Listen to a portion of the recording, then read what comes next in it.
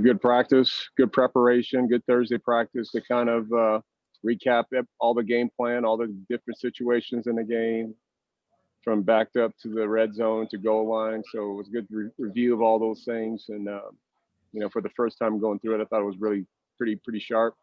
But as anything, there's always something to clean up here and there. We got another day to do that, but we'll be ready to roll on Sunday, or excuse me, Saturday. Great. Let's go to Adam Munster-Tiger for the first question. Hey, Coach, what do you anticipate your emotions are going to be like when you run out on Folsom Field at 5 p.m. on Saturday? Well, pretty locked in for a game. That's usually how I am as a coach. It's differently when you're a player than a coach, but pretty focused on what I needed to get done in terms of, what I think are the keys of the game. Really seeing if we're executing our assignments both on the offensive and defensive side from a schematic standpoint, paying attention to the clock, all those different things. So you can imagine I'll be probably pretty locked in. Pat Graham, AP. Hey, Coach, how you doing? Good.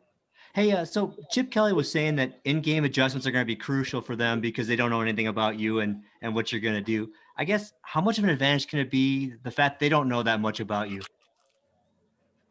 I think that goes, Pat, both ways, really. I'm sure there are going to be some outs, I call unscouted looks that any team would do in that first game that hasn't been shown before.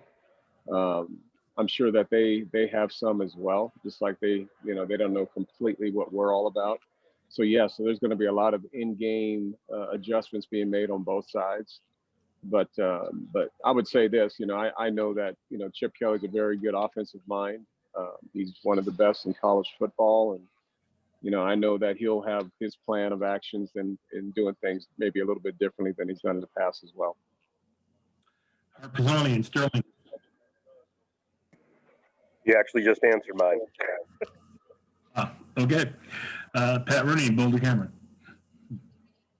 Hey, Coach. Just wondering, your years as an assistant and then obviously a coach at UCLA. I'm sure going into every season opener, there's a certain level of confidence in your preparation and being ready for go time. Given everything this year, how different might that feeling be right now? Are you completely confident in everything that your team might be able to do on Saturday, or is there kind of a different unknown quantity going into this one?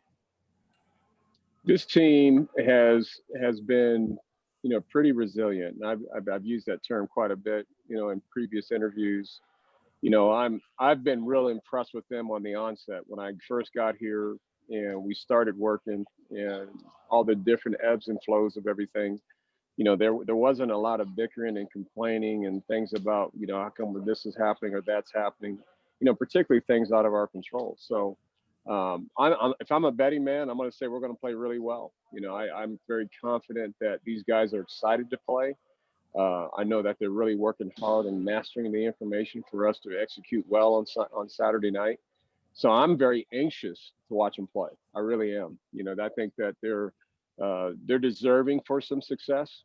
They're deserving for, achieving the goals and aspirations that they've set for themselves. So yeah, I think they're going to be excited about playing, and I don't have any question that they're going to play hard. There's no question about that at all. Ryan Hell. Hey, Coach, I got a couple quick ones for you. But first off, with no fans and just such a weird atmosphere, have you guys talked about the players trying to create their own energy for this game? Well, we've talked about it. We've had our last couple of scrimmages with the ambient noise, which was hardly anything. So it doesn't feel like a game, a particular, a typical game day Saturday. But that's definitely part of the discussion, is that we have to, manufacture our own, excitement and readiness and to sustain that for 60 minutes in a ball game. And that's going to be hard on both teams. It's just, it's like you said, it's going to be interesting how both teams will adjust to that. But it's definitely at that point of, playing for each other, playing for your families, those types of things, which are really, really important. But it's just not going to have probably the electricity as you can imagine. And then second question, I apologize to Dave if I missed this in the notes, but who's going to be up in the box for you guys, and how good do you feel about that operation, about how ready you guys are as a staff? That is all in the notes, Brian. Well, Okay. yeah, that is in the notes, but I think both our play callers are down. Those are the ones that you guys will be paying attention to. So, Darren's down, Tyson's down. We have a number of our offensive and defensive coaches that are up and on the sidelines. So, but the play callers are both down. Let's go back to Harpazoni. Hey, Coach, just in terms of mentally, how do you think the players are feeling right now, knowing that after all the weight coming up and they're going to be playing on Saturday? Where's the mental state at right now, you think? Their mental state is excited and I think very eager. They're excited about playing. They're locked in about coming out there and playing well. So I would say they're very excited. Time for a couple more. Let's go to Justin Guerrero. Hey, Karl. Coach Chev was talking to us yesterday about how important it is for you guys to be able to run the ball on your own terms. And just from your perspective, I mean, how pivotal is that for you guys to be able to have a strong run game and do things like open up the pass? And the second part of that is, when you are having a very strong run game, how do you think that kind of disrupts opposing defenses and kind of keeps them on their toes? I think from being a former play caller myself, I've always wanted great balance in our offense. I want to be able to run the ball on our own terms, but I like what Darren says.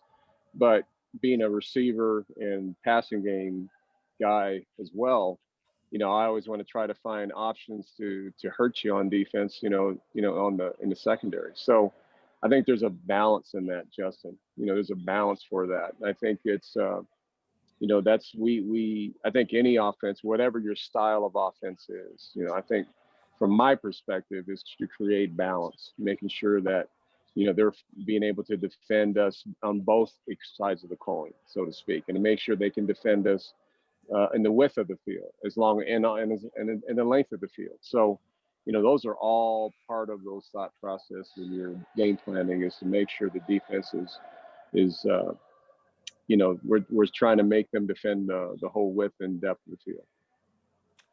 And the last one from Pat Graham at AP. Hey, Coach, I know it was 17 years ago, but do you remember your emotions at all when you made your debut, your first head coaching debut? And do you still hold that drive by Joe Klatt against him?